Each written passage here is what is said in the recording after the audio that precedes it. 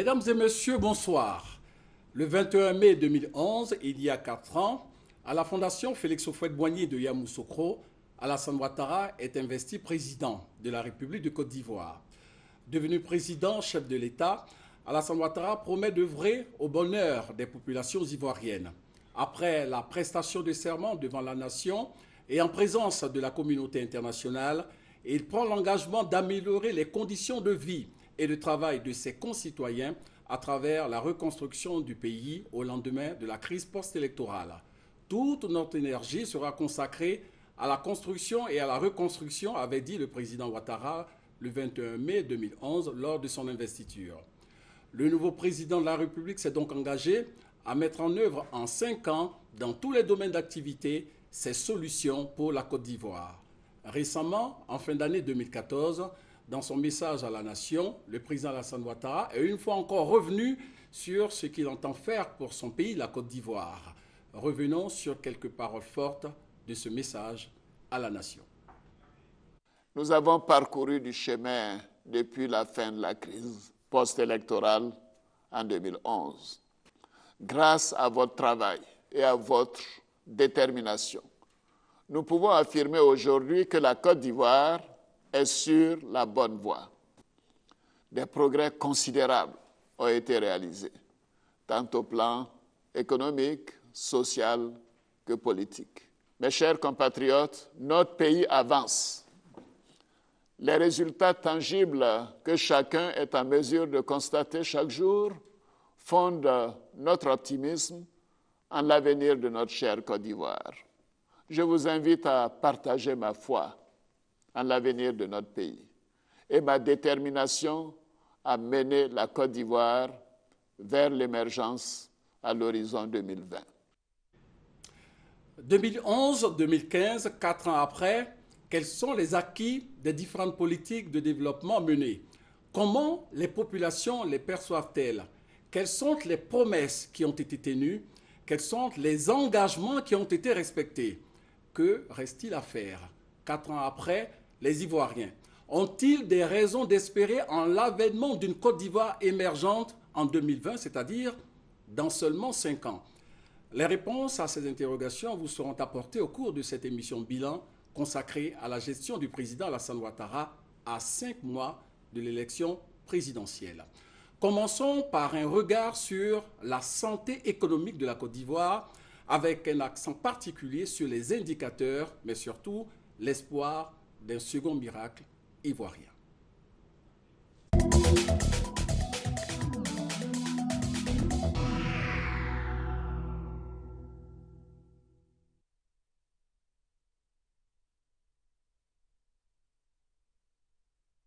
Quatre ans après la crise post-électorale, la Côte d'Ivoire a repris le chemin du développement avec pour 2015 un budget de 5 014 milliards de francs CFA.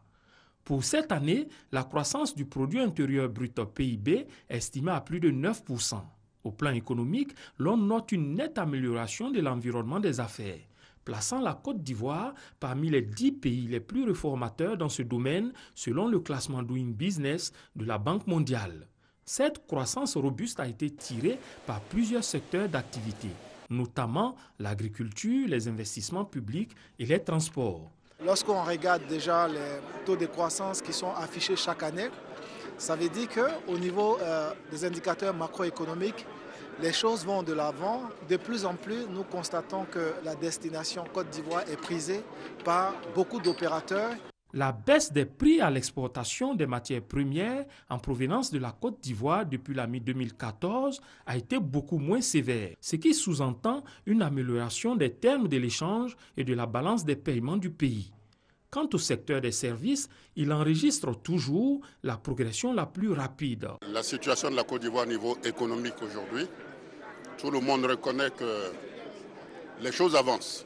Les bons points de l'économie ivoirienne, c'est aussi le retour de la Banque africaine de développement BAD en Côte d'Ivoire.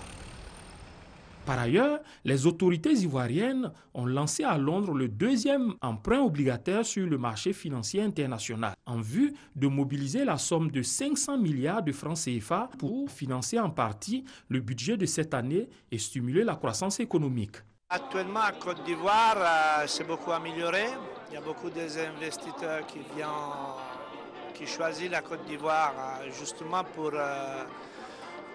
parce qu'on est arrivé à une situation de tranquillité et de confiance. Mais l'atteinte des bonnes perspectives demeure tributaire de la poursuite des réformes, particulièrement dans le climat des affaires, la mise en place de structures modernes d'impôts, le développement harmonieux du secteur privé, l'amélioration de la question de la dette publique. Pour nous, il est indéniable que le climat des affaires est en amélioration, mais en même temps, effectivement, il est clair également qu'il y a encore du chemin à parcourir. La mobilisation des ressources internes et externes n'est pas à négliger. Au premier trimestre de l'exercice budgétaire, la douane a enregistré une plus-value de 21 milliards de francs CFA contre 3 milliards pour les impôts. Ces bonnes perspectives ne doivent pas occulter l'ampleur des défis à relever. La priorité consiste à rendre la croissance durable et inclusive pour qu'elle réponde aux besoins pressants d'une population jeune et en quête d'emploi. La main-d'œuvre reste peu adaptée aux besoins des entreprises, tandis que le secteur financier, en surliquidité, se montre peu actif dans le financement des PME. On peut avoir l'impression par moment qu'il n'y a pas beaucoup de choses de fait, parce que la demande et les attentes sont grandes. Et avec la reprise, on attend socialement plus de retombées et tout ça. Mais construire prend beaucoup plus de temps que détruire. Au total, les signaux de l'économie ivoirienne sont au vert. La voie pour d'autres performances est ouverte pourvu que les virages soient négociés avec précaution. Alassane Ouattara et l'agriculture ivoirienne, deux éléments scellent leur alliance dès sa prise de fonction. Le riche passé de cette agriculture assise sur la vision de feu Félix Houphouët-Boigny et les avis des experts. Selon ces experts, l'agriculture sera pour 15 ans encore le levier de la croissance économique en Afrique. Mieux, l'agriculture est le meilleur outil de lutte contre la pauvreté. Sur cette base, Alassane Ouattara et son gouvernement décident de donner une nouvelle jeunesse à l'agriculture ivoirienne. Premier instrument de mise en œuvre, le PNIA, Programme national d'investissement agricole, doté de 3 stratégies. L'une porte sur le développement du riz sur la période 2012-2016, l'autre la stratégie de développement des cultures vivrières autre que le riz, enfin la stratégie de développement de l'élevage, la pêche et de l'aquaculture sur la période 2014-2020. Pour les cultures de rente, 2 réformes capitales sont réalisées. La première, la réforme de la filière café-cacao mise en chantier dès 2011. L'organe de gestion voit le jour le 12 janvier 2012.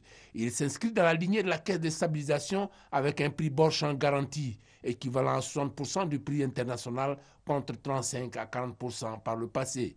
2012-2013, 2013-2014, 2014-2015, 3 campagnes. Les prix aux producteurs sont passés de 750 francs à 850, un gain de 100 francs pour les paysans. Actuellement, on vend nos cacao au même prix, parce que quand on fixe le prix reste tel.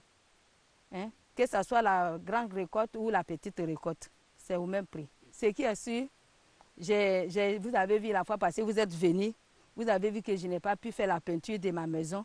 Mais aujourd'hui, quand vous êtes arrivés, j'ai fait la peinture de ma maison et j'ai au moins 2 enfants qui sont restés à la maison et je les ai remis encore à l'école. Les coopératives jadis bouillantes sont devenues silencieuses. Nous, aujourd'hui, en tant que coopérative, par rapport à la qualité du produit, nous sommes contents aujourd'hui, nous sommes fiers. Parce qu'avant, il y avait les réfractions énormes qui a fait même que beaucoup de coopératives ont disparu. Mais aujourd'hui, à cause de l'amélioration de la qualité, aujourd'hui, les coopératives sont stabilisées. Le volume de la production a pris l'ascenseur. Plus de 1 700 000 tonnes de cacao contre 1 400 000 tonnes avant. Et la qualité est de mise. Aujourd'hui, là, nous les producteurs, nous savons qu'il faut bien fermenter le cacao, respecter les 6 jours. Aussi, il faut bien sécher le cacao à point pour que le cacao puisse répondre aux normes que ceux qui consomment le cacao veulent, pour qu'eux aussi en retour, ils puissent nous donner le prix qu'on veut. La deuxième réforme est celle des filières coton et anacarde, importante dans la structuration économique du Nord. Ici, comme dans la filière café-cacao, les résultats sont au rendez-vous. Plus de 300 000 tonnes de coton, plus de 500 000 tonnes d'anacarde. Les producteurs sceptiques au départ sont heureux à l'arrivée. Ça fait près de 20 ans, nous, les producteurs d'anacarde, on est orphelins. Souvent, on nous propose des prix de 325, 310 francs. par fini. C'est 50 francs à 75 francs, on ne demandait même pas. Cette année, on nous a fait le prix de 225 francs. J'ai dit, si l'État a suivi, il n'y a pas de problème. Dieu merci. Je remercie le gouvernement, je remercie le ministre de l'Agriculture.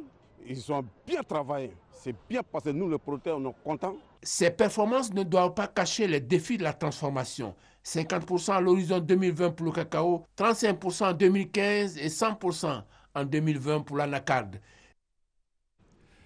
Porter son pays, la Côte d'Ivoire, aux nouvelles frontières du développement a été un engagement pris par le président de la République ce 21 mai 2011 à la Fondation Félix Houphouët-Boigny de Yamoussoukro. Et dans ce vaste chantier de développement figure en bonne place la construction de ponts et la réalisation de pistes villageoises. L'objectif principal, améliorer les conditions de vie et de travail des populations ivoiriennes. Poursuivons cette émission bilan avec ce volet consacré aux infrastructures économiques.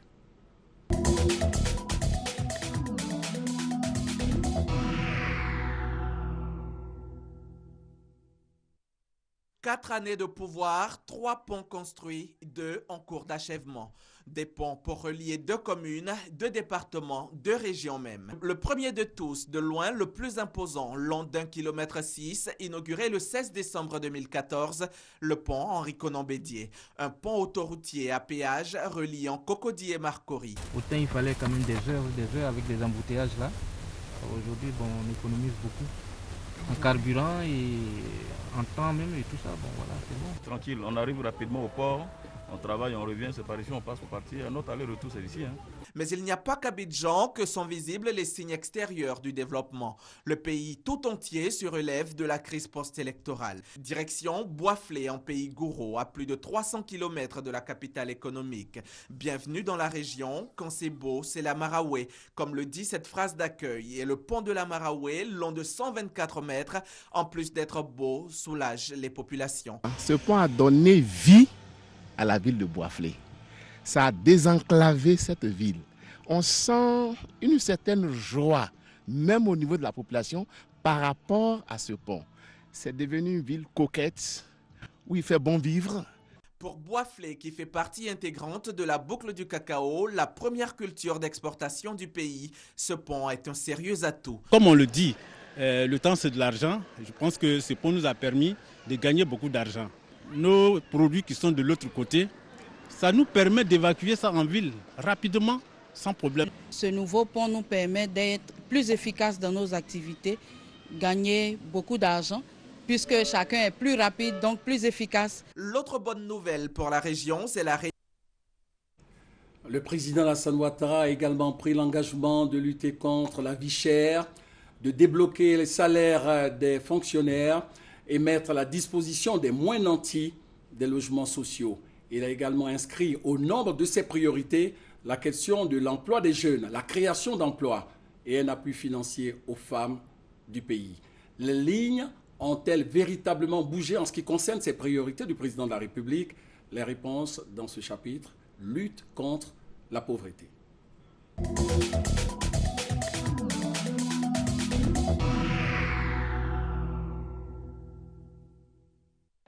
La tomate, l'aubergine, l'igname, la viande, le poisson et bien d'autres denrées alimentaires. Nous sommes ici sur un marché d'Abidjan.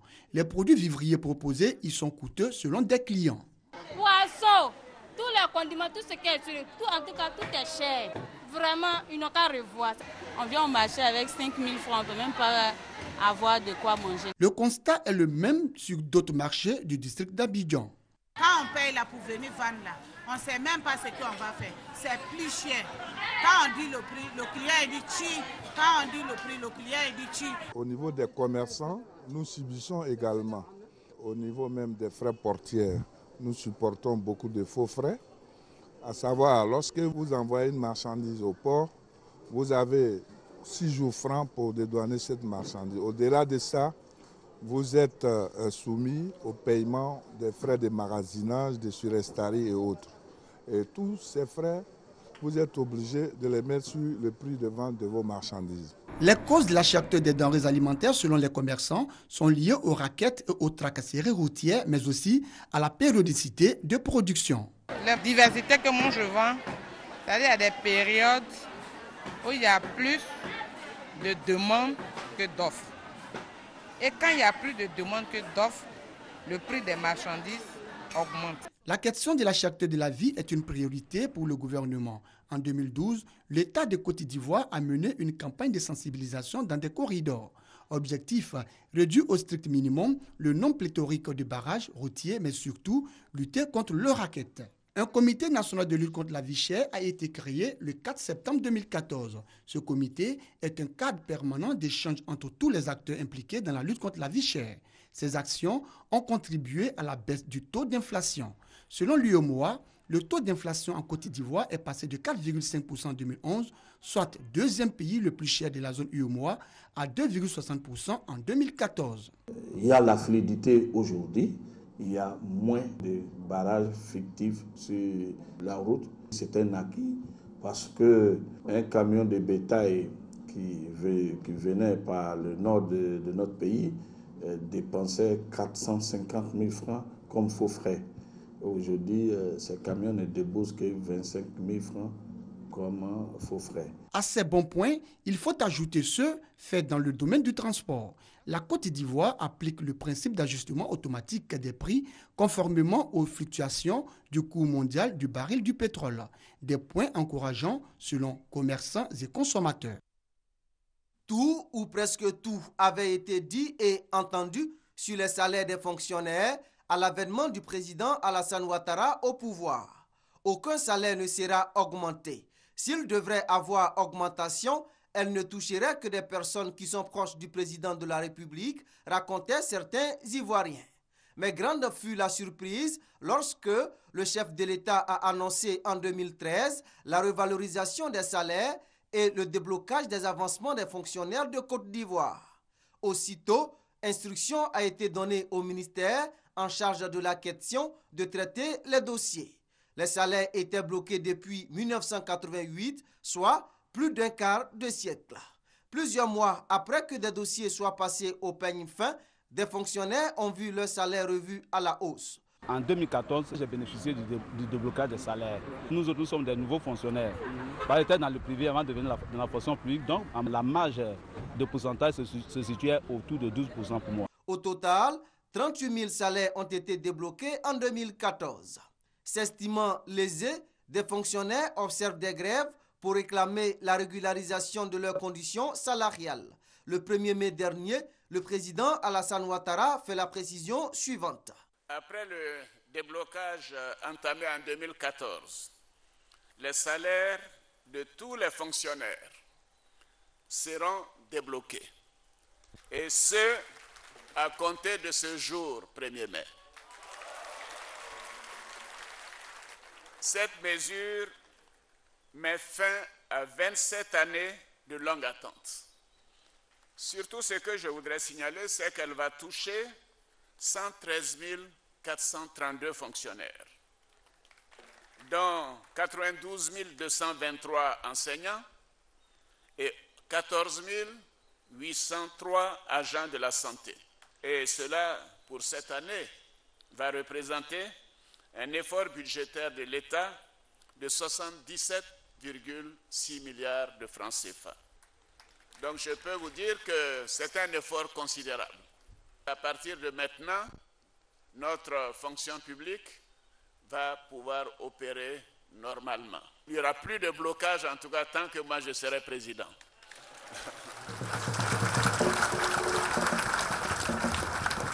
Toujours dans la dynamique de l'amélioration des revenus des travailleurs, le salaire minimum interprofessionnel garanti SMIC a été augmenté. Il est passé de 36 607 à 60 000 francs CFA. C'est que le président Alassane Ouattara et son gouvernement veulent améliorer les conditions de vie des fonctionnaires, agents de l'État, travailleurs du privé et leurs familles. Quand le logement va, tout va. Cette phrase de Daniel Kablan donne quand le chef du gouvernement porte tout le sens des programmes d'habitat sociaux. Et comme une promesse qui se réalise, les logements sociaux prennent forme petit à petit sur les chantiers des opérations immobilières à Abidjan comme dans les villes de l'intérieur du pays. Ici à Bingerville, Marie-Thérèse est venue visiter sa maison. Elle a un logement de 4 pièces. Je constate que ma maison est déjà prête. Et quand je suis venue visiter, je suis contente. Parce que tout ce que le promoteur a dit, il a réalisé. Pressés par les délais et encouragés par l'État, les promoteurs mettent les bouchées doubles pour achever les constructions. Marietou est impatiente d'avoir les clés de sa maison. J'ai visité la cité avant-hier nuit, c'était déjà éclairé. J'attends juste qu'on m'installe un compteur de la SODECI dans ma maison. J'y aménagerai immédiatement.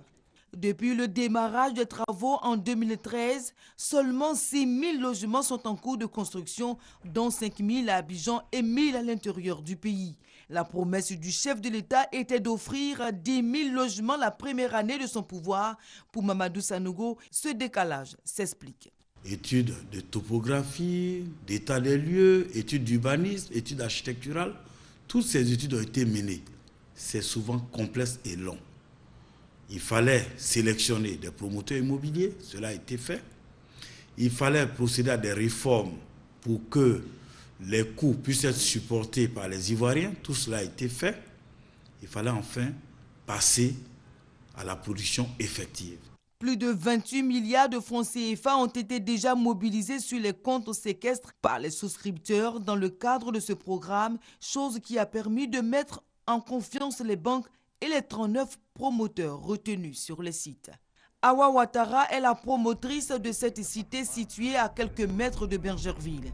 Elle organise souvent des visites avec des clients impatients de voir le niveau d'avancement des travaux. Le but, les rassurer quant au respect de la date de livraison des maisons. Je pense que tout est fait pratiquement et que nos souscripteurs vont pouvoir avoir leurs clés d'ici fin mai. Dans le programme des logements sociaux, les Ivoiriens de la diaspora ont été inclus. Madré a cru au projet. Il a opté pour une villa duplex. Il est satisfait de son choix. Quand je viens à chaque fois voir l'évolution du travail, ça a très bien évolué. Donc moi, je suis satisfait du travail. Les premiers logements sociaux seront livrés à la fin du mois de juin 2015. 2 ans après le lancement du programme des logements sociaux et économiques, le président Alassane Ouattara, avec son gouvernement, lance les LEM. Lotissement à équipement modéré pour les économiquement faibles, un autre projet d'envergure. C'est pratiquement 60% des demandeurs qu'il va absorber. En ce sens que c'est d'abord des maisons de moins de 5 millions. Ça, c'est la première chose. La deuxième chose, lorsque vous êtes rejeté par le système à travers le banquier ou à travers le promoteur immobilier, eh bien vous êtes pris en compte par les LEM. Bientôt, la production massive d'habitat social se poursuivra dans les villes de l'intérieur. Il faut en finir avec le prototype d'Ivoirien mal logé, d'Ivoirien qui n'est pas propriétaire de son logement et condamné à rester locataire toute sa vie, a dit Alassane Ouattara. Ce défi est relevé chaque jour sur les 72 chantiers ouverts sur l'ensemble du territoire national. Adou Christophe fait désormais partie du personnel de la compagnie ivoirienne d'électricité CIE. Je suis employé en ce moment à la CIE. Un contrat à durée indéterminée. Tout comme Christophe, plus de 27 000 jeunes répartis dans 295 entreprises sont en situation de travail tant à Abidjan qu'à l'intérieur du pays. Du travail obtenu grâce au projet Emploi Jeunes et Développement des compétences PGDEC. Grâce au PGDEC, aujourd'hui, moi je suis dans une institution financière qui fait partie, je dirais, du top 5 en Côte d'Ivoire ici. Pour arriver ici, j'ai postulé sur le site de PGDEC. Et c'est à la suite d'un entretien que j'ai été retenu pour entrer à la SOTA. Je pense que le projet peut être une réalité qui permet aux jeunes de pouvoir avoir du boulot plus facilement. Pour résorber la question du chômage, le gouvernement ivoirien a obtenu des financements de la Banque mondiale, de la France et du Japon. L'ensemble de ces projets vise donc à atteindre 54 000 jeunes, plus précisément à améliorer l'accès de ces jeunes à l'emploi, que ce soit l'emploi salarié ou l'auto-emploi. Au regard des résultats obtenus, la Banque mondiale vient de renouveler à la Côte d'Ivoire sa confiance en lui octroyant encore la somme de 25 milliards de francs CFA. L'expérience du PGDEC est une excellente expérience. Elle est effective, elle est pragmatique et elle donne les résultats. Le Bureau de la coordination des programmes emploi invite les jeunes à visiter les sites mis à leur disposition. Ça veut dire aux jeunes, ce n'est pas parce que vous avez postulé une seule fois et que vous n'avez pas été retenu qu'il faut se décourager. Il faut le faire à plusieurs reprises. La phase 2 du projet Emploi Jeunes et Développement des compétences à PGDEC démarre à partir du 1er juillet et vise 315 000 jeunes. Il y a aussi le Fonds national de la jeunesse FNJ qui fait partie des structures créées pour apporter une solution à la question du chômage en Côte d'Ivoire. En 2 ans et demi d'existence, 103 projets ont été financés ou sont en cours de financement pour un montant global de 2,5 milliards de francs CFA. Nous n'installons pas les jeunes sans leur donner les rudiments qu'il faut pour faire face au monde de l'entrepreneuriat parce que c'est un monde qui a ses exigences. Nous les formons dans la gestion, nous les formons dans l'activité de façon technique en relation avec des partenaires techniques que nous avons. Ces projets individuels et collectifs ont favorisé la création de 10 518 emplois. J'ai choisi l'élevage. D'ici 3 ans, je pense que j'aurai encore fait au moins d'autres bâtiments, au moins 2 autres bâtiments pour augmenter l'effectif de mes poulets. Aujourd'hui, grâce au financement de leurs projets, ces jeunes sont devenus des chefs d'entreprise. Pour créer un site sur lequel les gens peuvent venir parier sur des matchs, créer une application à partir de laquelle les gens peuvent avoir l'actualité sportive sur leur téléphone. Ce fonds est destiné aux jeunes Ivoiriens qui disposent d'une idée ou d'un projet de création d'entreprise viable. À ce jour, 1155 dossiers de financement ont été soumis au FNJ, dont 422 demandes de crédit validées qui sont en attente de ressources pour l'installation des projets avec les partenaires financiers. Pour résoudre le problème du chômage qui touche 4,3 millions de personnes en Côte d'Ivoire, l'État songe à réformer la politique de l'emploi. Après son lancement le 14 décembre 2012, le Fonds d'appui aux femmes de Côte d'Ivoire, FAFSI, est aussitôt rentré dans sa phase pratique. Ce jour-là, 300 femmes vivant à Mans ont reçu des chèques pour le financement d'activités génératrices de revenus. Le FAFSI est une initiative de la Première Dame soutenue par le Président de la République. Il vise l'autonomisation des femmes à travers le financement de micro-projets. Fahan Bamba, en tant que spécialiste d'une microfinance de la place, a participé à la mise en œuvre du fonds. C'est vraiment des conditions de souplesse particulières. Les femmes qui désirent obtenir ces microcrédits se rendent dans les institutions de microfinance concernées. Elles expriment leurs demandes, le montant qu'elles sollicitent, l'activité qu'elles veulent financer. Et ensuite, l'institution se déplacera vers elles pour aller évaluer le montant et la nature de l'activité, de sorte que les financements qui vont être mis à sa disposition correspondent exactement aux besoins de l'activité qu'elle veut réaliser. Ce fonds est logé dans 3 structures de microfinance, à charge pour elles de le mettre à disposition des femmes qui en font la demande. Nous avons constitué des dossiers que nous avons déposés, ils nous ont suivis, ils ont évalué et ils nous ont donné les fonds. J'ai eu un prêt de 100 000 francs. Et j'ai pris d'abord 50 000 francs pour investir dans quelque chose que j'étais en train de faire. Et c'est en train de produire. J'ai gardé encore les 50 000 francs de côté pour réaliser encore d'autres choses. Sur ce marché à Angré, dans la commune de Cocody à Abidjan, elles sont nombreuses les femmes qui ont bénéficié de cette opportunité. Grâce au FAFSI, elles exercent en qualité de vendeuses de produits vivriers. Madame Alassane Ouattara, on la remercie beaucoup. Dieu n'a qu'à la donner longue vie, Dieu n'a qu'à donner la santé. Et puis, plus qu'elle peut continuer ce qu'elle fait. Au marché Cocovico, toujours à Angré, d'autres bénéficiaires se consacrent à la commercialisation de bijoux, de sacs à main, de vêtements. Nous, les femmes, on en a besoin. J'ai pris 2 fois. Et j'ai fini de payer. Clémence Tano, restauratrice depuis une dizaine d'années, a quant à elle utilisé son prêt pour augmenter son fonds de commerce. Moi, il a demandé 500 000. Mais ils m'ont donné 150 000, c'est mieux que rien. Si on peut augmenter un peu là, je veux. Opératrice économique ou actrice de premier plan du développement de leur famille et de leur communauté, ces femmes bénéficient grâce à ce fonds d'un suivi régulier qui leur permet de mieux organiser leurs activités. Nous attirons leur attention sur les notions de marge, à quel moment on considère qu'on fait des bénéfices, à quel moment on considère qu'on fait de bonnes marges, mais en fait qu'on fait des pertes, etc. Ce sont des notions très simples, mais que nous leur donnons pour leur faire prendre conscience que leur activité, malgré la toute petite taille, est quand même une activité économique comme n'importe quelle autre activité. À chaque visite d'État, rappelons-le, ce sont des sommes importantes qui sont octroyées par l'épouse du chef de l'État aux femmes. Aujourd'hui, ce sont plus de 50 000 femmes qui bénéficient déjà du programme à travers toute la Côte d'Ivoire. L'engouement suscité par le FAFSI auprès des femmes a poussé le président de la République, Alassane Ouattara, à augmenter le fonds.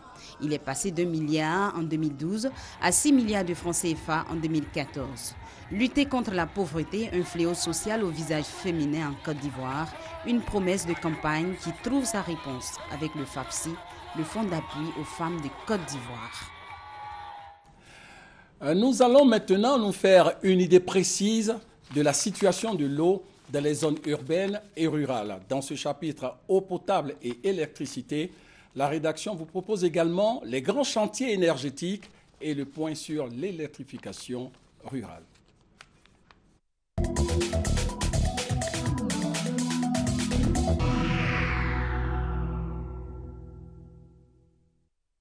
À l'ouest de la Côte d'Ivoire, précisément à Man, les populations ne jurent que par Zoba. Avant Zoba, on avait toutes sortes de problèmes. On avait des barriques, il y en avait les bidons.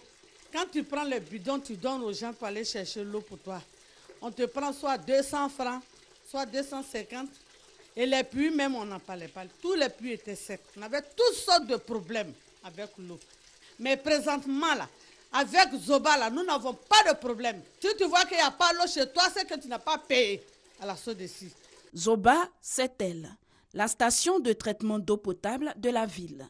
Inaugurée en décembre 2012, elle a permis à Man, durement éprouvé par les récentes crises politico-militaires, de gagner la bataille de l'eau, une bataille vieille de 30 ans.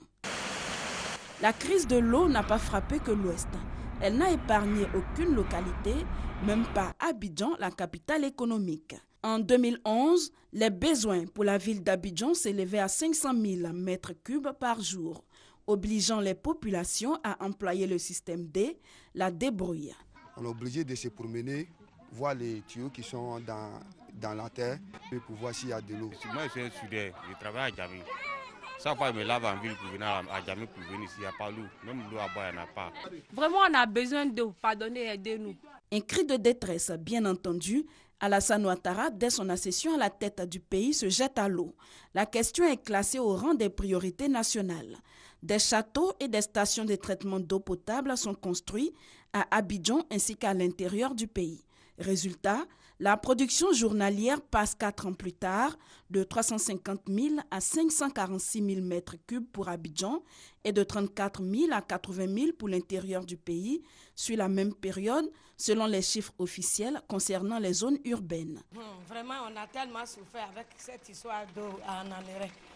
Même on partait sur des distances à partir de 2 h du matin pour pouvoir avoir un peu d'eau pour boire et se laver. Vraiment, c'était vraiment compliqué, surtout moi qui avais une grande famille. Mais aujourd'hui, vraiment, Dieu a fait que nous avons de l'eau. Surtout grâce à Adou, nous avons l'eau potable et nous sommes à l'aise maintenant. Il n'y avait pas l'eau, on a installé tous ces robinets en bas ici pour pouvoir avoir l'eau facilement pour aller en haut. Bon, depuis 3 mois de cela, on a l'eau maintenant, on n'a pas besoin de venir ici encore pour plusieurs. Nous, les élèves, on se réveillait très tard pour pouvoir avoir de l'eau chez nous. C'était difficile, parfois même on pouvait sortir de chez nous à une distance très éloignée pour avoir de l'eau. Maintenant, ça va. On peut se réveiller à 1h05, à 1h normale en tant qu'élève pour avoir de l'eau, se doucher très rapidement pour aller à l'école sans problème. Ce sont au total 143 milliards 700 millions de francs CFA qui ont été mobilisés pour réduire le déficit en eau potable dans les zones urbaines. Mais des besoins, il en existe encore. Le gouvernement en est conscient. Il annonce de nouveaux chantiers sur l'ensemble du territoire. Objectif, étancher la soif d'eau potable de tous les Ivoiriens. Voici ce qui a servi d'eau au ménage de Manadoun. Une mare jaunâtre partagée à la fois par les animaux et les populations. Une véritable source de maladie. Car dans cette localité de 10 000 âmes située à 950 km d'Abidjan, au nord de la Côte d'Ivoire, avoir de l'eau potable en saison sèche est un casse-tête chinois. Cette situation est maintenant pour les populations un lointain souvenir. En effet, grâce au président de la République à travers le programme présidentiel d'urgence PPU, les habitants de Manadoun bénéficient d'une HVA, hydraulique villageoise améliorée. Un dispositif qui permet aux ménages de ce village d'être fournis en eau potable. Comme Manadoun dans la région du Folon, Sorobango, une sous-préfecture de la région du Gontougou à l'est de la Côte d'Ivoire, a bénéficié aussi au cours de cette année 2015 d'une HVA, une infrastructure qui arrive après plus de 30 ans d'attente. Avant cette œuvre, dont également du président de la République, les populations n'avaient pour leurs activités que 2 pompes villageoises. 2 pompes pour une population estimée à près de 30 000 âmes. Des pompes qui ne manquaient pas de tomber régulièrement en panne du fait de la forte utilisation.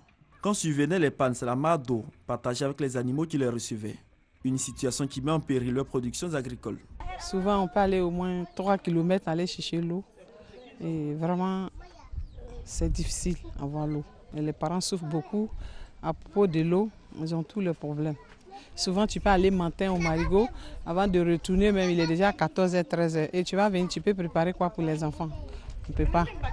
Donc vraiment, on remercie le président Ouattara de ce qu'il a fait pour nous.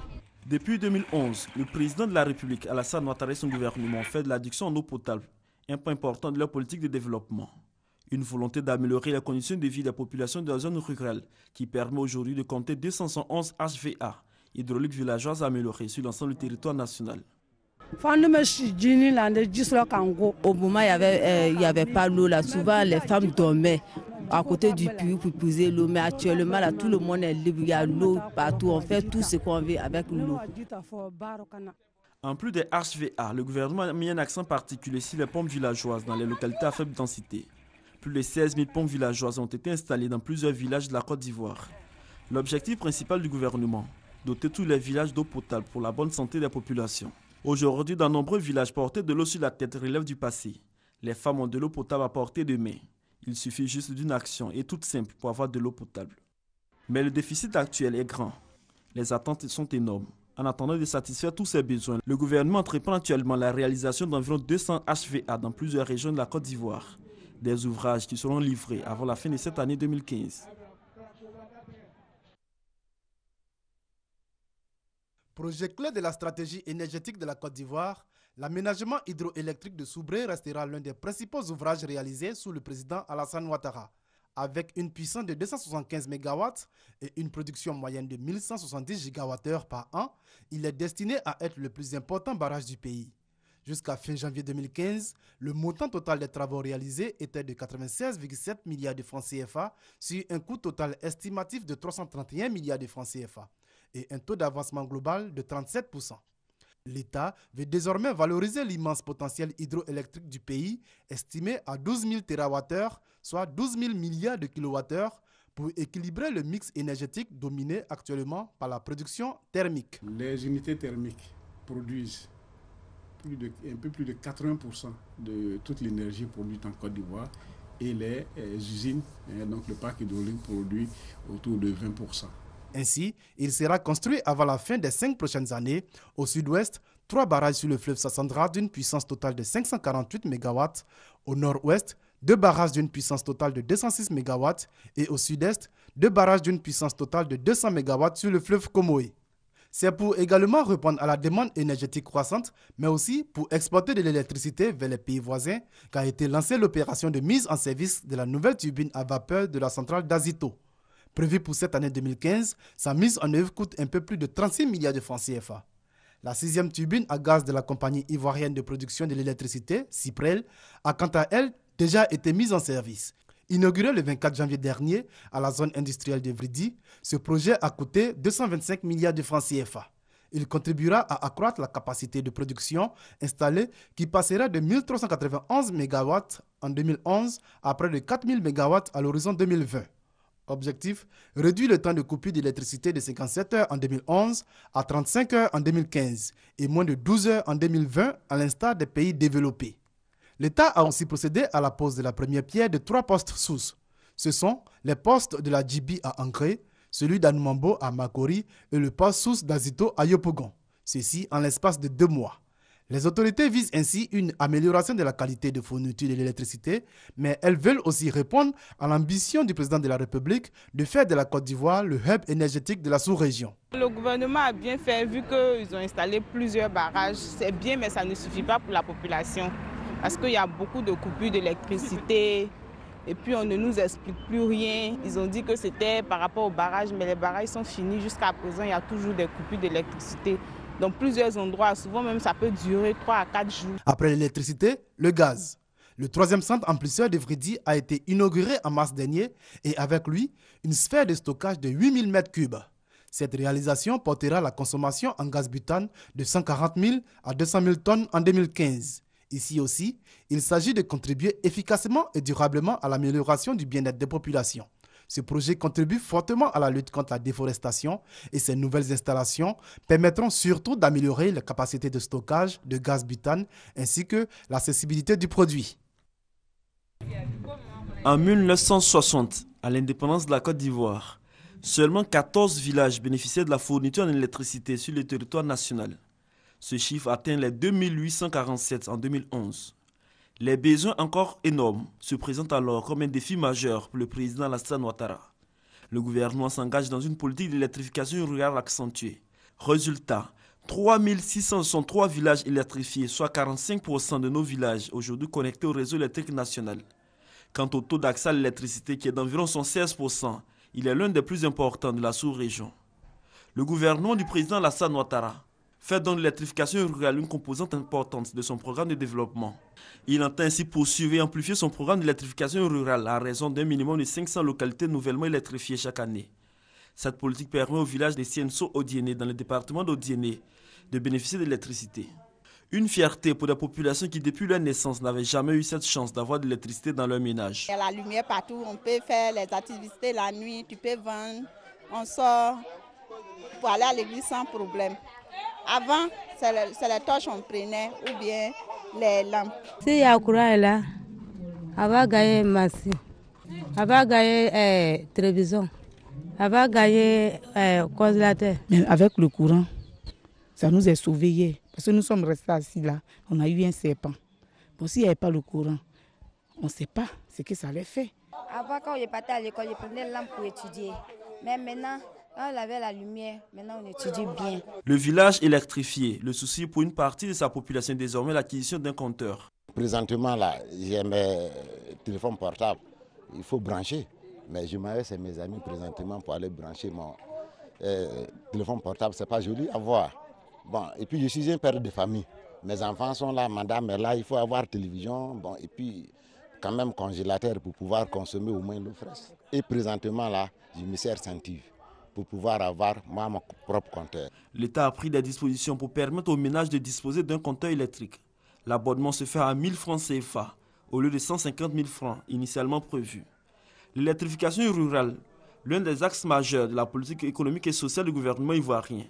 À cet égard, ce sous-secteur a bénéficié d'un soutien historique constant de la part des pouvoirs publics. Sur les 8513 localités que compte la Côte d'Ivoire, il reste environ 4000 non encore électrifiées. Le gouvernement du président Alassane Ouattara, qui fait de l'électrification rurale une composante importante de sa politique de développement, est engagé à généraliser l'électrification. Sont ainsi visés l'amélioration des conditions de vie en milieu rural, grâce à la fourniture d'électricité à tous, le désenclavement économique des zones rurales, rendant disponible dans les localités l'une des sources d'énergie indispensables à un développement économique durable. La lutte contre la pauvreté en donnant aux populations rurales des moyens d'accroître leurs revenus. Mais l'objectif d'une électrification totale du pays est loin d'être atteint, pour l'instant. Aujourd'hui, nombreuses sont ces populations plongées dans le noir dans plusieurs régions de la Côte d'Ivoire. C'est le cas dans le département de Transua, dans la région du Gontougo. Seulement 7 des 31 villages bénéficient de l'électricité. Le gouvernement reste pour cela engagé à poursuivre ses efforts pour combler les populations qui, chaque jour, rêvent de voir leur habitation éclairée par des ampoules électriques. Pour vous permettre d'apprécier le chemin parcouru, d'apprécier l'action gouvernementale depuis l'arrivée aux affaires du président Ouattara, le service société de la rédaction a jeté un regard dans les domaines de l'éducation et de la santé, domaines qui constituent une priorité du programme présidentiel d'urgence.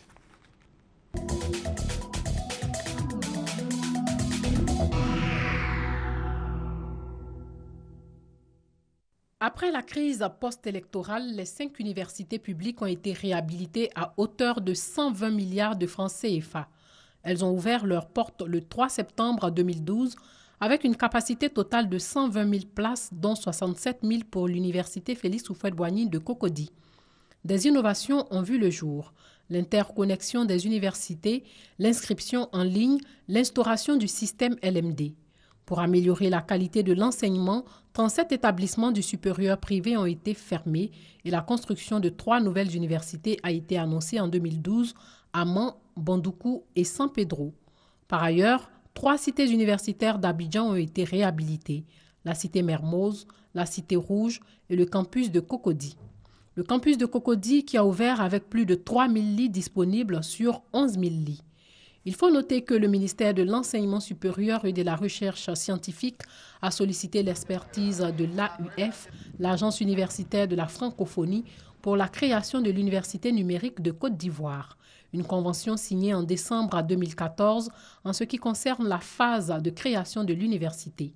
Objectif, multiplier l'offre de formation par le déploiement massif de la formation à distance.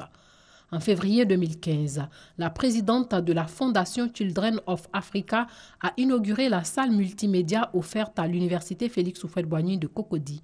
Une salle dotée de 50 kits d'ordinateurs, de 50 webcams, entre autres. La première dame Dominique Ouattara a aussi fait don de plusieurs livres à la bibliothèque de l'université. Les étudiants handicapés ont aussi bénéficié de dons de la première dame. Coût total de ces différents dons, 107 millions de francs CFA. Cependant, l'enseignement supérieur a été confronté à des mouvements de grève, entre autres la grève de la Coordination nationale des enseignants et chercheurs, CNEC. Ces enseignants demandaient l'amélioration de leurs conditions de vie et de travail. Une grève du supérieur public qui a été suspendue le 15 mai dernier lors d'une assemblée générale élargie à toutes les sections de base de la CNEC. Il faut relever que le gouvernement a prévu la création d'un fonds d'aide à la recherche et la révalorisation de la prime de recherche, toutes choses qui ont permis de mettre fin aux différentes grèves dans les universités publiques de Côte d'Ivoire. Comment permettre à tous les enfants d'avoir accès à l'école? Comment inciter la scolarisation de la jeune fille en Côte d'Ivoire et plus particulièrement dans le nord du pays? Autant de préoccupations pour le gouvernement ivoirien. Depuis 2011, plusieurs actions sont entreprises par l'État de Côte d'Ivoire qui a ordonné la mise en œuvre de la gratuité de l'école dans le système éducatif. Pour atteindre ces objectifs, le ministère de l'Éducation nationale et de l'enseignement technique procède chaque année scolaire à la distribution gratuite des manuels et kits scolaires aux élèves du primaire. Nous avons distribué plus de 10 millions de kits pour un coût total de 41 milliards de francs CFA. 7 666 000 manuels scolaires pour un coût total de plus de 5 milliards de francs CFA. Donc, pour les kits et manuels scolaires, l'État de Côte d'Ivoire a investi plus de 46 milliards de francs CFA. Dans les villages et hameaux, la gratuité de l'école a soulagé de nombreuses familles. À Tipa-Dipa, dans la localité de Gayoua, l'exemple est palpable. Cette année-là, je n'ai pas dépensé même 5 francs même. Le président, ce qu'il a fait là, c'est bon. À Gayoua, plus de 40 000 kits scolaires ont été distribués dans les 2 inspections de l'enseignement primaire à la satisfaction des enseignants. Ce qui est là, c'est le surplus que nous avons reçu. Depuis les années, nous prenons une partie. Quand un livre est gâté, on le remplace. Ça nous permet de travailler sérieusement, de travailler sans problème.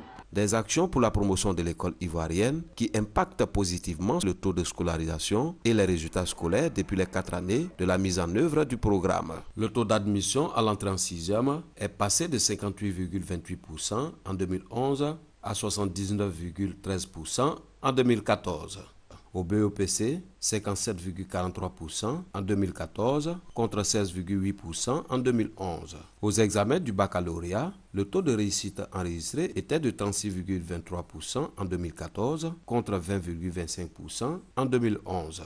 Des résultats qui ont été obtenus grâce à plusieurs actions entreprises par le gouvernement dans le secteur de l'éducation nationale. Le coût global des travaux, 93 804 millions de francs CFA. Nous avons pu construire 15 331 salles de classe, 170 collèges et dans toutes ces écoles, vous avez des latrines. Au jour d'aujourd'hui, nous avons environ 6 000 cantines. Nous avons lancé le programme de construction de 47 collèges de proximité et de 3 000 salles de classe. La construction de 6 lycées de jeunes filles avec internat, 200 collèges de proximité dès l'année prochaine grâce au financement de plus de 48 milliards. Autre facteur pour le bon fonctionnement de l'école ivoirienne, le recrutement des enseignants. Grâce au recrutement de plus de 35 000 enseignants et personnels d'encadrement. Aujourd'hui, vous avez les résultats améliorés. Des chantiers qui ont permis à l'école ivoirienne de relever le niveau de l'enseignement avec des résultats probants. À la rentrée scolaire 2014-2015, le taux brut de scolarisation est passé de 95,4% contre 89,03% sur la période de 2011 à 2012. Le taux brut de scolarisation de la jeune fille est passé de 92,4% en 2015 contre 83,2% en 2011. Le taux d'admission au CP1 s'est également amélioré, atteignant le seuil de 97,8%, soit 62% pour les garçons et 95,2% pour les filles en 2015. Pour redonner vie aux infrastructures sanitaires, il aura fallu une thérapie de choc. Cela passe par la réhabilitation et la construction de nouveaux établissements de santé pour le bien-être des populations. Le président Alassane Ouattara a mûri l'idée dès son accession au pouvoir. Nous venions déjà de très loin. Les dernières infrastructures qui avaient été construites relevaient en tout cas en plus grande partie de l'époque du président Houphouët-Boigny et après de celle du président Henri Konan Bédié. Et il se trouve qu'après cela, nous n'avons plus réellement d'investissement dans le domaine des infrastructures sanitaires. En 2013 déjà, 2013, décrétée année de la santé, marquée par des réformes structurelles. 2014, année de la mise en route des grands chantiers. 2015, réalisation de plusieurs infrastructures sanitaires. En 2013, le président de la République a inauguré l'hôpital général de Gagnois. Le président de la République a également mis en route l'hôpital général Saint-Joseph-Moscati de Yamoussoukro. Et dernièrement, le président de la République a inauguré l'hôpital Saint-Jean-Baptiste de Bodor au niveau de Tia-Salé. Ces hôpitaux généraux, ce sont des hôpitaux de deuxième niveau parce que ce sont des hôpitaux à l'intérieur desquels on doit retrouver des blocs opératoires, on doit retrouver des spécialités, ce que vous ne retrouvez pas dans les établissements sanitaires de premier contact. Il faut ajouter à cela les services des urgences chirurgicales et de réanimation du CHU de Trècheville, réhabilités et ouverts au public, y compris les services de gynéco-obstétrique et de néonatologie du CHU de Yopougon. 3 centres de transfusion sanguine ouverts à Daoukro, Bondoukou et Odiéné. Actuellement, il existe pratiquement 2000 établissements sanitaires de premier contact sur toute l'étendue du territoire. 1980 autres structures. Les travaux de réhabilitation et d'extension des urgences du CHU de Cocody sont en cours et seront achevés cette année. Des efforts sont faits, mais beaucoup reste à faire, disent les populations. J'aimerais bien que l'État de la Côte d'Ivoire construise des hôpitaux à l'ouest. Autre préoccupation, le manque de plateaux techniques et l'absence d'équipement dans certains hôpitaux. Souvent, on va dans les champs, on dit qu'il n'y a pas de place. S'il y a beaucoup d'installations pour l'opération et autres, là, c'est notre souhait aussi. Le gouvernement entend trouver des solutions pour le bonheur des populations, mais juste un peu de patience. L'objectif du président de la République, c'est vraiment déjà à 2 niveaux. Le premier niveau, c'est de rapprocher les infrastructures des populations à moins de 5 km. Le deuxième objectif, c'est de faire en sorte que les plateaux techniques soient aux normes. Mais comme l'un ne va pas sans l'autre, lorsque nous réhabilitons, lorsque nous construisons, nous nous imposons ces équipements de dernière génération. La tâche, toujours selon le ministre de la Santé, est immense pour voir une véritable transformation de notre système de santé. Mais le pays est sur la bonne voie. 2015-2016, le gouvernement entend encore relever des défis pour un meilleur accès des populations à des soins de qualité et de proximité.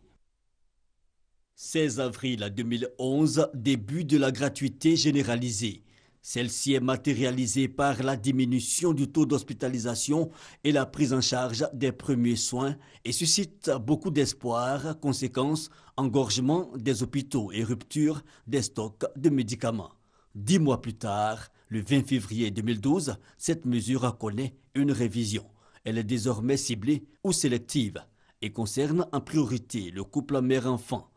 Grossesse et éventuelles complications pour les femmes et pour les enfants de 0 à 5 ans, les pathologies fréquentes telles la diarrhée, l'anémie, la pneumonie et le paludisme. Des mesures saluées par les populations même si elles suscitent quelques grincements de dents. On disait dans le temps que oui, à l'hôpital, on a des médicaments. Mais à chaque fois que j'avais des ordonnances que je me rendais à la pharmacie de l'hôpital, on me renvoyait dans les pharmacies de dehors. Une réalité reconnue par la tutelle. Et pour recadrer l'opération, de nouvelles mesures prises. Il y avait une rupture de confiance au départ, quand nous sommes arrivés, entre la pharmacie de la santé publique et tous les fournisseurs. Et lorsque vous avez cette rupture de confiance, automatiquement, les gens demandent qu'on paye d'abord avant de pouvoir faire venir les médicaments. Et le président de la République nous a dit, il faut commuer cette pharmacie de santé publique en une nouvelle pharmacie de santé publique à but non lucratif. Donc maintenant, c'est une association où tout le monde est présent, tout le monde a les yeux sur la gestion et les choses se passent nettement mieux. Et je me suis particulièrement impliquée moi-même dans la composition des kits. Dans les kits de césarienne, dès que la femme rentre au bloc, si d'aventure il y a une complication de la césarienne, dans ce kit-là, on trouve ce qu'il faut pour répondre, n'est-ce pas, à la complication. Sur ces kits, nous avons des codes barres. Ça, c'est l'innovation. Nous avons des codes barres, ce qui fait que si aujourd'hui, on retrouve un seul kit sur un marché, on sait dans quelle structure sanitaire on a déposé ce kit qui se retrouve sur le marché. Gratuité généralisée puis gratuité ciblée. Plus d'1 million de consultations, plus de 27 000 hospitalisations et 120 000 accouchements, sans compter environ 30 milliards de francs CFA pour l'approvisionnement en médicaments. Dans le prolongement de son action, l'État encourage les souscriptions pour la couverture maladie universelle, CEMU. L'opération est lancée officiellement le 30 décembre 2014 par l'enrôlement du président de la République, Alassane Ouattara. La santé pour tous, un principe de solidarité. C'est une bonne chose. La population en a besoin parce que les soins de santé coûtent très cher.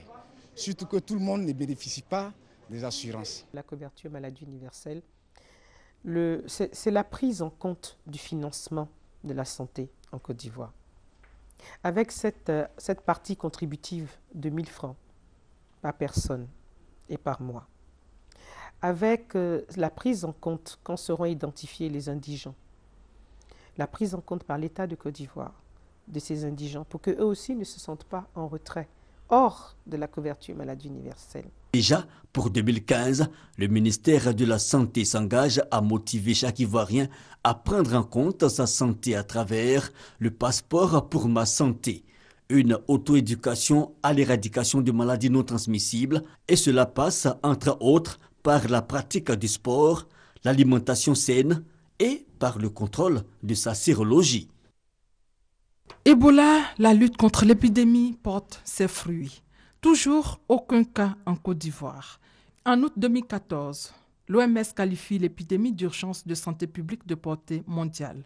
En mars 2015, l'OMS recense plus de 24 000 cas pour plus de 10 000 décès dus à cette épidémie en Afrique de l'Ouest. Ebola est une maladie virale aiguë qui provoque de graves flambées épidémiques de fièvre hémorragique virale chez l'homme.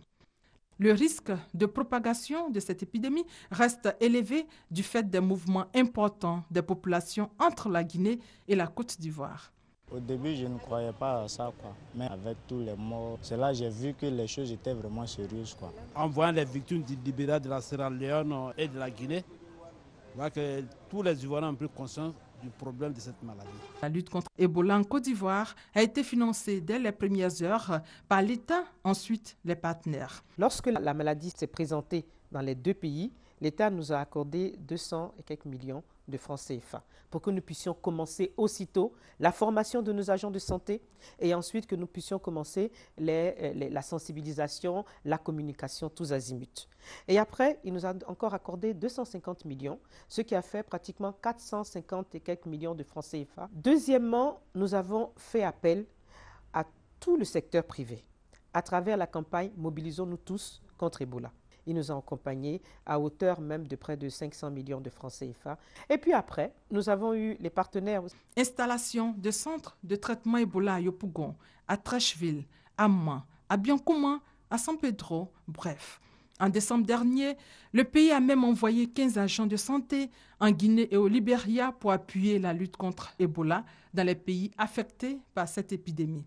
Devant cette situation préoccupante, le gouvernement ivoirien a pris des mesures pour protéger les populations contre cette redoutable maladie. Sur une période de 3 mois, sensibilisation sur les risques de transmission de la maladie et les méthodes de prévention dans les régions frontalières avec la Guinée et le Libéria. Le pays n'est pas à sa première gestion de crise. Il y a ce qu'on appelle le système intégré, la surveillance des maladies et la riposte. C'est une stratégie qui a été mise en place par l'ensemble des pays africains et qui permet de faire une surveillance active et de riposter dès lors qu'on a alerte.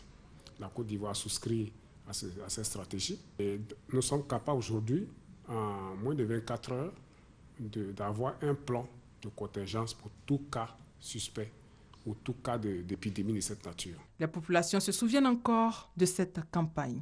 Évitez de chasser, manipuler ou de consommer les animaux de brousse. Évitez de manipuler les cadavres d'animaux. Le gouvernement est allé assez fort. On a vu beaucoup de films de sensibilisation à la télé et autres. On est conformé à ces règles, comme quoi se laver les mains chaque fois et puis ne pas se faire la poulade. Avec cette campagne de sensibilisation et grâce aux moyens de prévention mis en œuvre, aucun cas n'est à déplorer sur le territoire national.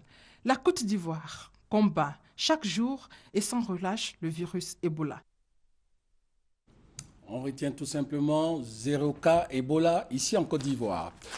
Dans le cadre de la reconstruction post-crise, des projets ont été élaborés et mis en œuvre sur toute l'étendue du territoire. Et au nombre de ces projets figure le projet d'assistance post-conflit en faveur des populations affectées par la crise. Une reconstruction post-crise avec la contribution de tous. Les Ivoiriens réfugiés ont été invités par le président de la République à regagner le pays. Reportage bilan.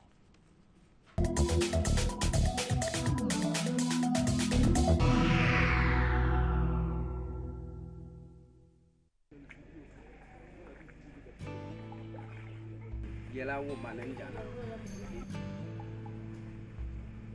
avait très impalable entre les vieux à cause de la terre. Mais quand le projet PAPC est venu, ils se sont mis ensemble et vraiment aujourd'hui, il y a entente entre les 4 villages. On remercie le PAPC et on souhaite que le PAPC reste parce qu'il fait oublier les soucis. Parce que quand la guerre était venue, tout le monde était découragé et il y avait la pauvreté. Et on souhaite que les villages qui sont en pauvreté, on souhaite que le PAPC aide ces villages-là.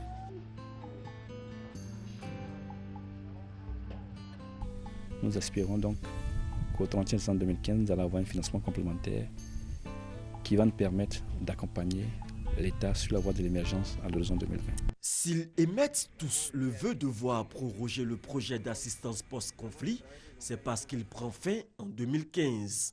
Créé en 2008, le PAPC a apporté une contribution au processus de sortie de crise en Côte d'Ivoire. Mais c'est au cours des 4 années de mandat du président Alassane Ouattara que le projet a été véritablement exécuté après avoir été suspendu pendant la crise post-électorale. Au total, c'est 40 000 jeunes qui auront bénéficié d'opportunités de réinsertion de la part du PAPC à travers plusieurs mécanismes, les travaux à haute intensité de main-d'œuvre pour l'entretien routier, ou le TIMO pour le reboisement et l'entretien des forêts classées. Le forêt a été détruit. Donc je veux qu'on a qu'à arranger le forêt, il n'y a pas des arbres. Je suis contente pour travailler, je ne veux même pas qu'on a qu'à laisser tout ici. Parce que je sais, si je continue à travailler, après j'aurai mon argent et je pourrai faire mon commerce. Grâce aux activités génératrices de revenus créées, les populations aujourd'hui ont retrouvé le sourire. J'ai suivi une formation de PAPC. Maintenant, après les formations, ils sont venus m'installer. Bon, aujourd'hui, je m'en sors bien. Je ne vais pas dire que totalement je suis satisfait, mais mes petits besoins, j'essaie de rejoindre à ça. Toutes les choses qu'on met dans le jardin, on fait tout. Avec ça, vous arrivez à avoir un peu d'argent? Oui, on a l'argent. Le PAPC a également apporté un appui à la restauration de la cohésion sociale à travers un pack d'activités telles que la réhabilitation et la construction d'infrastructures communautaires. L'école là, elle nous a plu très fort. Pourquoi je dis ça? Moi-même, je n'ai pas fréquenté, je n'ai pas fait banc. Mais je parle un peu français, je vais à Abidjan, je vais partout. Bon, il y a trop de gênés. Si tu ne comprends pas français, tu sais pas lire. C'est très bizarre. Tu as compris? Donc c'est pour ça qu'on a choisi école. Sur la période de 2011 à 2015, c'est près de 770 ouvrages communautaires que le PAPC a réalisés, dont 450 écoles pour 27 000 salles tables de banc, 80 centres de santé, près de 175 points d'eau pour les populations. Nous avons aussi construit 700 habitats pour les personnes déplacées internes et financé près de 200 organisations communautaires de base. En 4 années, ce sont environ 3 milliards de francs CFA que le projet d'assistance post-conflit a réalisé en termes d'investissement sur toute l'étendue du territoire national. Novembre 2010, le deuxième tour de l'élection présidentielle ivoirienne déclenche une crise marquée par de violents affrontements à Abidjan, à l'ouest et au centre du pays. Comme en 2002, la Côte d'Ivoire connaît à nouveau des mouvements de population en quête de protection. 300 000 Ivoiriens fuiront principalement vers le Libéria, la Guinée, la Sierra Leone, le Mali, le Ghana ou le Togo. Selon le Haut Commissariat pour les réfugiés, début 2011, 173 000 Ivoiriens auraient franchi la frontière libérienne, première porte à l'ouest. Commencent pour ces Ivoiriens les difficultés de l'exil. Manger, se loger, se vêtir, ces besoins primaires deviennent l'objet de quêtes quotidiennes pour la majorité d'entre eux. Sans compter la peine d'être loin de chez soi et de ses proches. En moyenne, 60% des réfugiés sont pris en charge dans les camps du HCR. Au Libéria, les plus gros camps, PTP Refugee Camp et Little Libo, accueilleront à eux deux jusqu'à 23 000 hommes, femmes et enfants. C'est des camps de réfugiés que la HCR gère avec le soutien de la communauté internationale. Il y a tout un ensemble d'infrastructures qui sont mises en place pour s'assurer que ces réfugiés vivent dans la protection la plus totale par rapport à la santé, par rapport à l'école, par rapport aux besoins sociaux de base. Fin 2011, la situation sécuritaire tend à se stabiliser en Côte d'Ivoire. Le HCR et le service d'aide et d'assistance aux réfugiés et apatrides, SARA, entité du ministère des Affaires étrangères, organise des campagnes d'incitation au retour volontaire, dont le projet Go and See. C'est souvent des personnes qu'on prend dans les pays d'asile, qui vont en visite dans le pays d'origine, à savoir la Côte d'Ivoire, et qui reviennent pour dire aux personnes qui sont restées encore en exil, de leur dire voilà, la réalité aujourd'hui en Côte d'Ivoire, et que c'est un pays qui a retrouvé la paix, c'est un pays qui nous accueille. Des commissions tripartites sont mises en place entre la Côte d'Ivoire et le HCR et 5 pays hôtes. Elles permettent d'organiser et d'encadrer le rapatriement volontaire des réfugiés du Libéria, du Mali, du Togo, du Ghana et de la Guinée. Des rencontres au sommet afin de garantir en toute sécurité un retour durable des réfugiés ivoiriens. Je profite de cette tribune pour lancer un appel à nos frères réfugiés ici au Libéria de leur dire de rentrer au pays. Le pays vous attend. Au 30 avril 2015, ce sont plus de 240 000 réfugiés ivoiriens qui sont revenus dans leur patrie. 240 000 Ivoiriens qu'il faut réinstaller et réintégrer socialement après plus de 3 ans d'exil. On s'assure avec la collaboration du Programme alimentaire mondial qu'une certaine ration alimentaire qui permette à ces personnes de pouvoir subvenir à leurs besoins pendant une certaine période. Aussi, on remet à chaque personne, à chaque adulte, une somme d'argent, à chaque mineur une certaine somme d'argent pour leur permettre de pouvoir s'assurer que le retour est durable. 58 000 Ivoiriens sont encore réfugiés dans la sous-région, dont 38 000 au Libéria voisin. Après une suspension due à l'épidémie d'Ebola, le rapatriement volontaire se poursuit. Cependant, plusieurs points risquent d'entacher le processus, la crainte des représailles ou la validation des diplômes obtenus à l'étranger, auxquels s'ajoute la dépossession des terres, source de litiges fonciers, surtout à l'ouest du pays. Des questions qui préoccupent aussi le gouvernement ivoirien qui n'entend pas faire passer ses retournés ivoiriens de réfugiés à sans-abri. Portons maintenant un regard sur la situation sécuritaire. Convaincus qu'aucun développement n'est possible sans tranquillité politique et sociale, diverses actions ont été engagées, dont la restructuration des forces armées ivoiriennes pour aboutir à une armée républicaine au service de la nation, une armée dans le top 10 en Afrique. L'innovation dans cette politique sécuritaire est marquée par l'engagement des femmes au sein de la Grande Muette avec une exclusivité, l'introduction pour la première fois d'une caméra à la recherche d'images de jeunes filles à l'EMPT, l'école militaire préparatoire technique de Bingerville. Reportage bilan.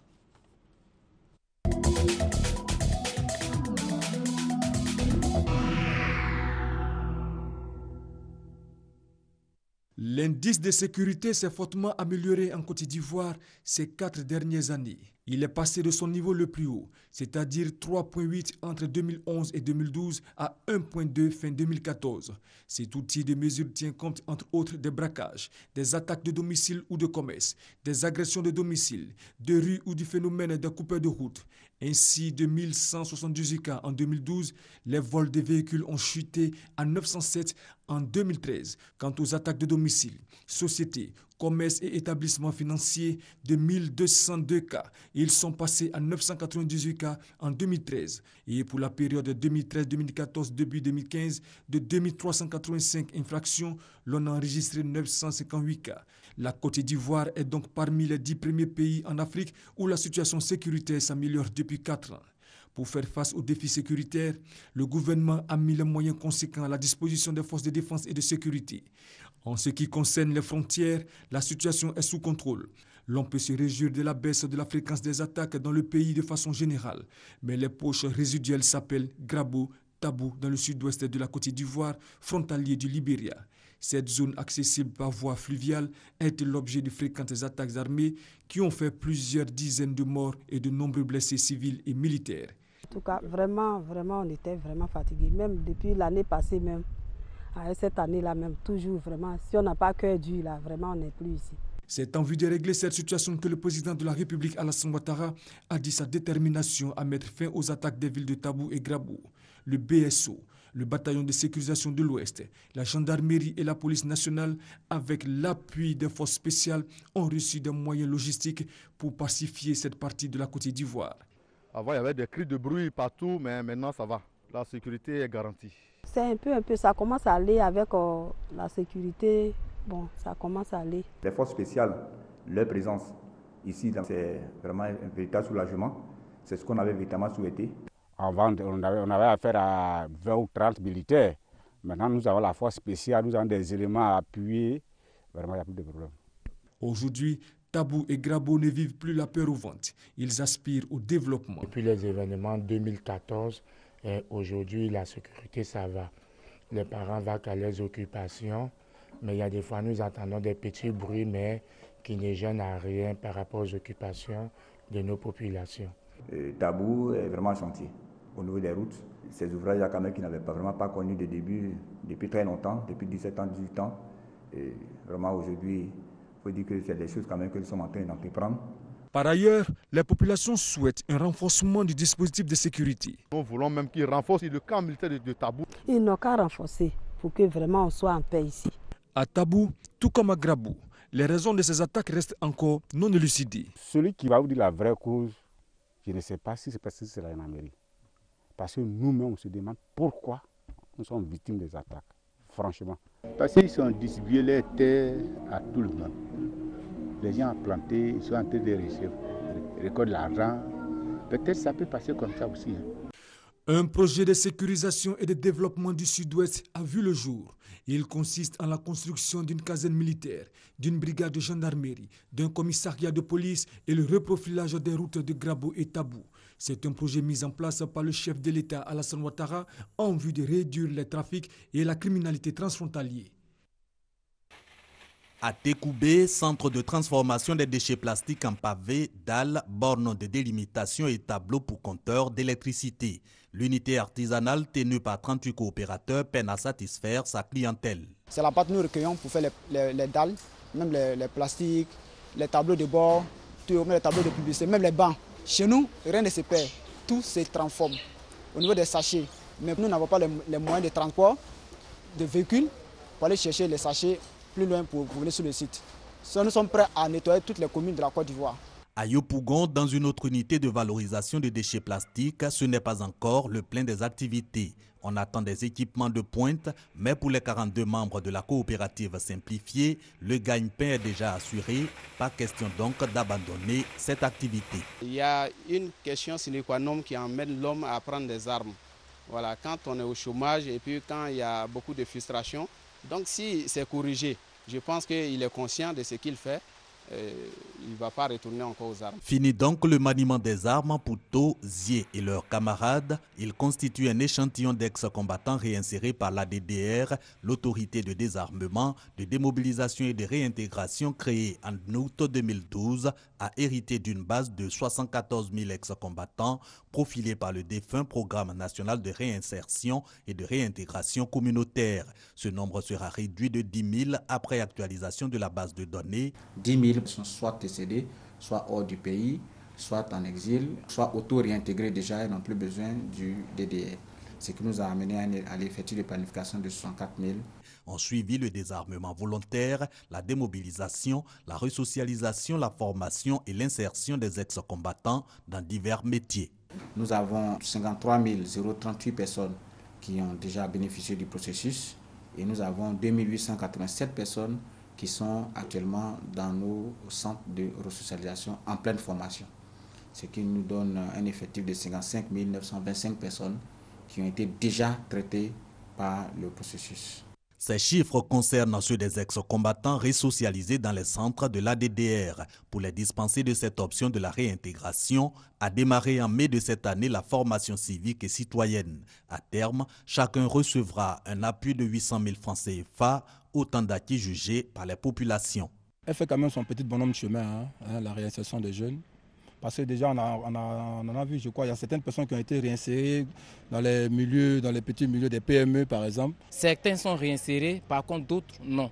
Donc, dire que la réinsertion est visible sur le terrain, oui, mais il y a des efforts à faire encore parce qu'il ne faudrait pas qu'on laisse ces jeunes gens sur la paille, comme on le dit. Il ne faudrait pas qu'on les laisse sur la paille parce que si on les laisse sur la paille longtemps, on risquerait encore d'avoir un boomerang. La DDR exhorte toujours les ex-combattants encore en vie parmi les 9 000 restants à prendre en compte à la contacter. L'idée, les aider à changer de vie avant le 30 juin 2015, délai de rigueur fixé par le chef de l'État. Les filles à l'école militaire préparatoire technique de Bingerville, EMPT, depuis 2014 et la gendarmerie nationale ouverte aux jeunes filles en 2015. C'est une première en Côte d'Ivoire. Pour y parvenir, que de chemin parcouru depuis l'indépendance de la Côte d'Ivoire en 1960. Cette décision est l'aboutissement de la politique de promotion du genre engagée par le chef de l'État, Alassane Ouattara, depuis son accession à la magistrature suprême le 21 mai 2011. Arrêtée en Conseil des ministres le 14 mai 2014, la mesure permet ainsi à la Côte d'Ivoire de se mettre aux normes internationales en matière de sécurité. Pour la rentrée 2015-2016, à l'école de la gendarmerie nationale, un quota de 10% est accordé aux filles, aussi bien pour les sous-officiers que les officiers. Mais d'ores et déjà, 4 jeunes femmes sous-lieutenants issues de l'école des forces armées des Ambacro ont intégré l'école de gendarmerie d'Abidjan pour leur encadrement. Quant à l'EMPT, le nombre de 20 jeunes filles imposées pour la première promotion a été revu à la hausse au regard des performances intellectuelles de ces dernières. Sur 119 candidats admis au concours d'entrée à l'EMPT en 2014, 37 sont des jeunes filles et occupent les meilleurs rangs. Nos efforts ont apporté des fruits et nous voudrons aller plus loin, qu'il faut qu'il y ait égalité des chances. L'égalité des chances, c'est le fait qu'on permette, par exemple, au niveau des conditions d'admission, l'âge qui est le même âge. Que par exemple, si on dit que pour entrer à l'école de police, on doit avoir, ou à l'école de gendarmerie, 25 ans, que ce soit 25 ans pour l'homme et la femme, qu'il ne doit pas y avoir de privilèges. Donc il faut qu'il y ait une égalité. L'élément déclencheur de cette mesure est à n'en point douter la réforme du secteur de la sécurité au sortir de la crise post-électorale pour l'instauration de la paix et du développement durable. Réforme entamée depuis 2012. Mais bien avant cette date, en mars 2010, le personnel des forces de police se chiffrait à environ 16 939 membres, dont 1887 femmes, soit 11,14% du personnel total. Quant au personnel des forces armées, il était de 17 000 membres, avec 0,5% de femmes. La gendarmerie nationale comptait entre 2 000 et 6 000 membres, sans aucune femme, et la garde républicaine 1 000 membres. Malgré ce faible effectif, force est de reconnaître que la Côte d'Ivoire a franchi un pas avec l'entrée des filles à l'EMPT et à la gendarmerie nationale, le corps d'élite des forces de défense et de sécurité ivoiriennes. Je crois non, c'est simplement que c'est une injustice qui est réparée. Pour ces femmes aujourd'hui qui vont rentrer dans la gendarmerie et être militaires et tout ça, c'est bien. Aujourd'hui, il y a les filles qui sont à la police. Moi, je les apprécie bien. Elles travaillent bien. Quand moi-même je circule et que je les vois en train de régler la circulation, moi j'apprécie. Mais il faut un pas de géant avec un plus grand effectif de femmes dans les institutions du secteur de la sécurité pour une meilleure prise en compte du genre. Derrière vous, direction droit devant nous. On s'attend gamin, en avant, marche. C'est l'heure de la montée des couleurs ce mercredi à l'école militaire préparatoire technique de Bingerville. Parés de leurs costumes officiels, les éléments de la section filles des 5e et 6e compagnies exécutent ce cérémonial obligatoire avant le démarrage de toute activité dans l'établissement. Compagnie filles a comme commandement. Garde à vous. Repos. Garde vous. Cela fait 2 ans que ces filles ont intégré l'EMPT. Elles sont réparties sur 2 promotions. La première est composée de 20 jeunes filles en classe de 5e. La deuxième promotion comporte 37 jeunes filles en classe de 6e. L'entrée de ces nouvelles apprenantes à l'EMPT répond à la volonté du président de la République, Alassane Ouattara, de mettre la Côte d'Ivoire aux normes internationales en matière de défense et de sécurité. J'ai choisi de venir à l'EMPT parce que c'est une école d'excellence où règne la rigueur, la discipline. Entre moi et les garçons, il y a de très bons rapports, des rapports d'études. L'EMPT est différent des autres écoles parce qu'on a une formation intellectuelle, militaire, traditionnelle et moderne. Plus tard, j'aimerais devenir magistrat militaire. 57 filles sur un total de 744 élèves font désormais partie de l'effectif de l'école militaire préparatoire technique de Bingerville. Leur accès à l'établissement n'a pas tout de suite été accepté, mais ces filles semblent être aujourd'hui bien intégrées dans ce temple du savoir, autrefois fréquenté que par des hommes.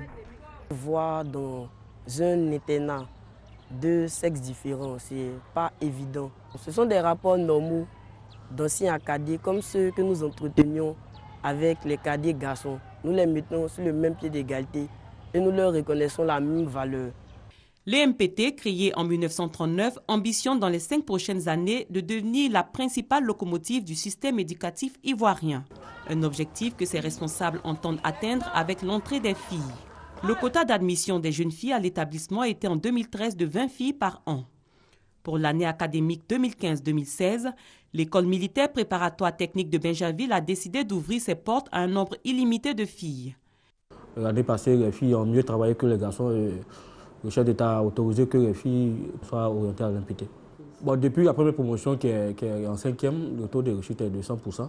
L'arrivée des filles à l'EMPT est une initiative louable selon les enseignants et le personnel d'encadrement, même s'ils rencontrent quelques difficultés liées à la cohabitation entre filles et garçons. Très souvent, nous ne cherchons même pas à faire de distinction. Nous faisons aisément le cours. Et quand nous remarquons un tant soit peu au niveau du cours que c'est les garçons qui répondent trop aux questions, nous ciblons maintenant les filles pour les encourager à répondre. Il est vrai qu'ils font les cours ensemble, filles et garçons, l'étude, ils mangent ensemble, mais il fallait des dortoirs séparés puisque c'est un internat. Le deuxième défi, c'est de réussir à les traiter au même niveau que les garçons. L'école militaire préparatoire technique de Bingerville a enregistré depuis 2 ans ses premières filles. Ses responsables attendent que d'autres filles leur emboîtent le pas. Car, loin d'être un camp de redressement, l'EMPT se veut avant tout un établissement d'excellence à travers la qualité de l'enseignement et les valeurs inculquées aux apprenants. Voilà, on retient une armée ivoirienne qui prend en compte le genre et qui respecte l'égalité des sexes comme prévu dans la Constitution ivoirienne. Le service sport n'a pas été oublié dans cette émission bilan. Nous vous proposons quelques temps forts de ces 4 dernières années.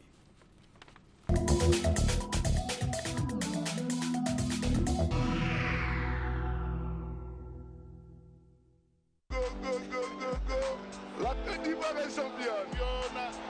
Et voilà, la Côte d'Ivoire, championne d'Afrique.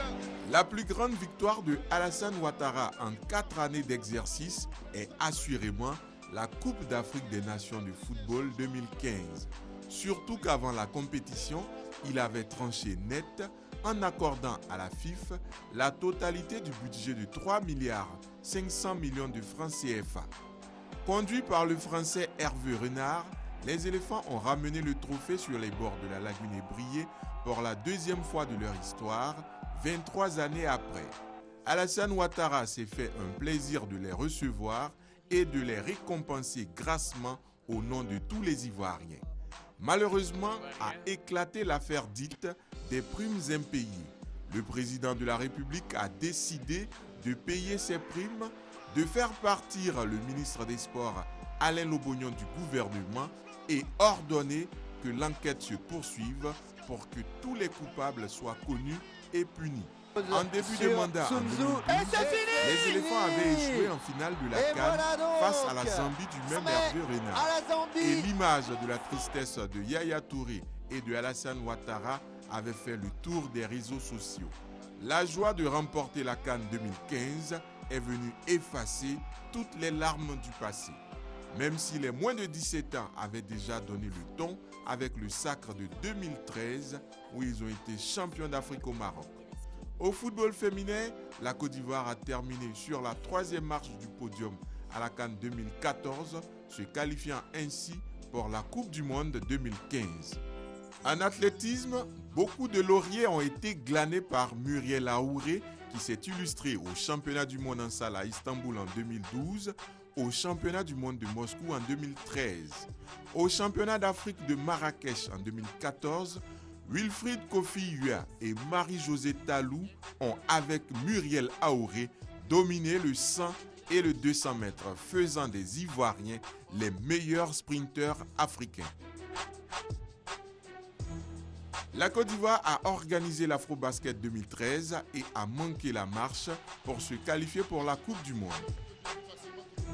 Le taekwondo a été brillant avec la Coupe du Monde par équipe et la Coupe du Monde francophone qui ont été organisées simultanément en Côte d'Ivoire.